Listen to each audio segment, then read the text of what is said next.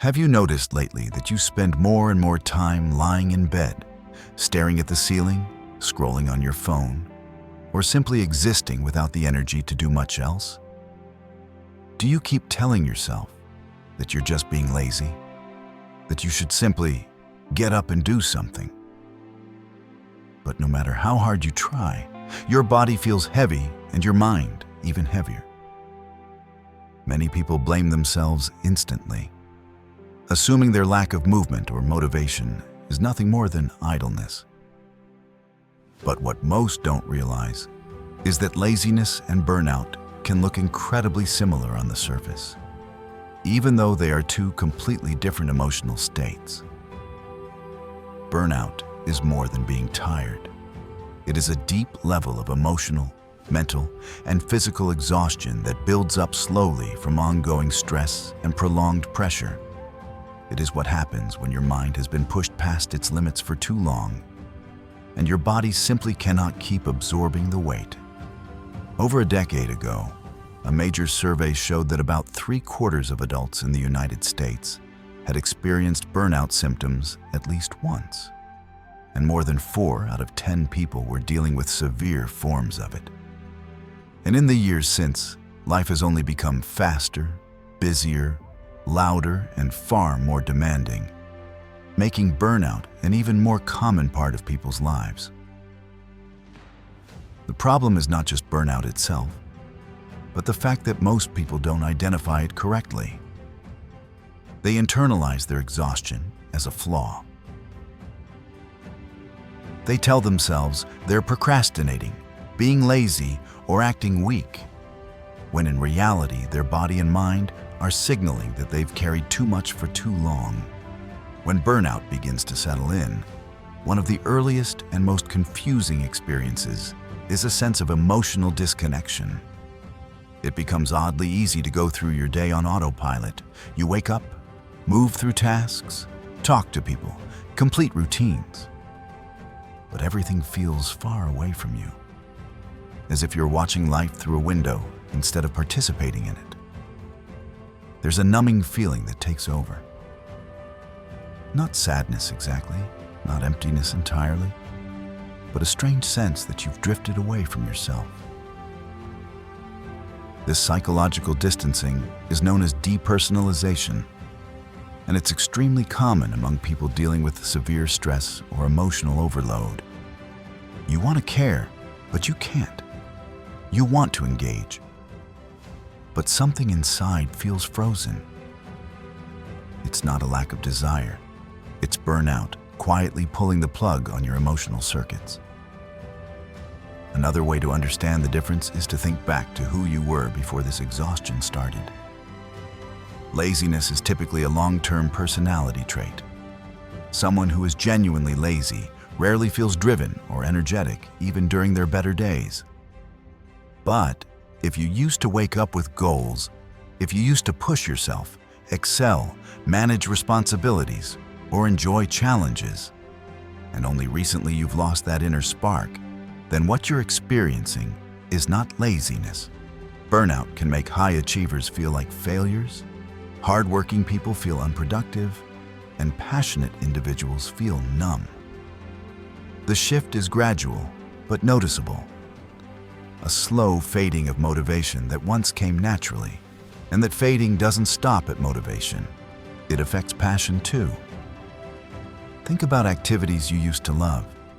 Hobbies, sports, personal interests, even academic or career goals that once excited you. Someone who's truly lazy never had that fire to begin with. But someone burnt out often remembers loving their work or activities deeply at one point. They remember the joy and fulfillment it once brought. But now, those same things feel like chores. What used to inspire you now drains you, and the guilt of losing interest only feeds the exhaustion further. Burnout has a way of turning passion into pressure and enjoyment into resentment, because the mind has associated those once positive activities with exhaustion and overwhelm. A change that often goes unnoticed until someone else points it out is the shift in mood. Irritability, emotional sensitivity, and sudden bouts of frustration can become a daily experience. Little things feel overwhelming. Minor inconveniences trigger reactions that feel disproportionate. You might snap at people unintentionally, feel impatient, or feel like everything is just too much. This emotional volatility is usually confusing, especially if you used to be calm, collected, or easygoing. Burnout affects emotional regulation. When your mental energy is drained, your ability to manage your emotions becomes limited. Laziness doesn't cause this level of irritability. People who are simply lazy are usually relaxed, chilled, and unaffected by stress because they're not mentally overwhelmed. Irritability is a sign that your emotional battery has been running on empty far too long. Another subtle indicator is the decline in self-care. People dealing with burnout often begin neglecting themselves without consciously realizing it. Eating habits shift. Some lose their appetite completely, while others rely on comfort food because they lack the energy to prepare proper meals. Sleep becomes unpredictable, either in the form of long, restless hours in bed or insomnia that keeps you awake despite being exhausted. Grooming, habits, hygiene, and overall effort toward appearance may decline. Not because you don't care, but because the smallest task feels like a mountain. You might also find yourself wanting to avoid social interactions, not because you dislike people, but because connecting with others requires energy you no longer have. It feels easier to withdraw than to pretend everything is fine. One of the biggest distinctions between burnout and laziness is the timeline. Laziness doesn't suddenly appear.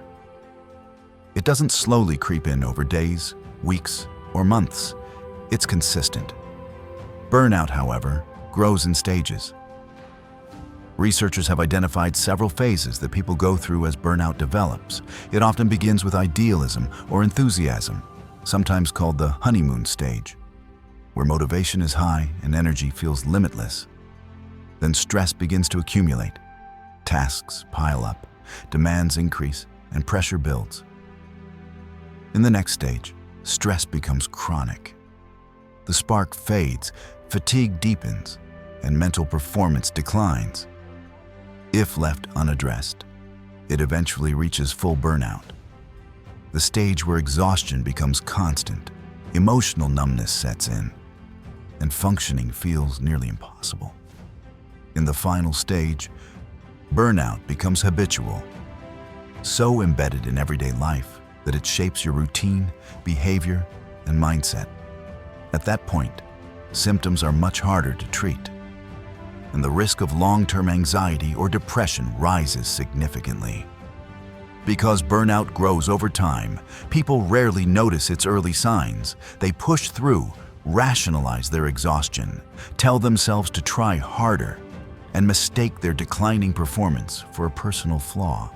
But the human mind can only carry so much before it collapses under the weight of chronic pressure. This is why understanding burnout matters so much. When you mislabel burnout as laziness, you're blaming yourself for being overwhelmed instead of recognizing that your mind is signaling distress. Taking these signs seriously can make the difference between recovering early or spiraling into deeper emotional struggle. Reaching out for help is not weakness. In fact, it is one of the strongest steps a person can take in reclaiming their life.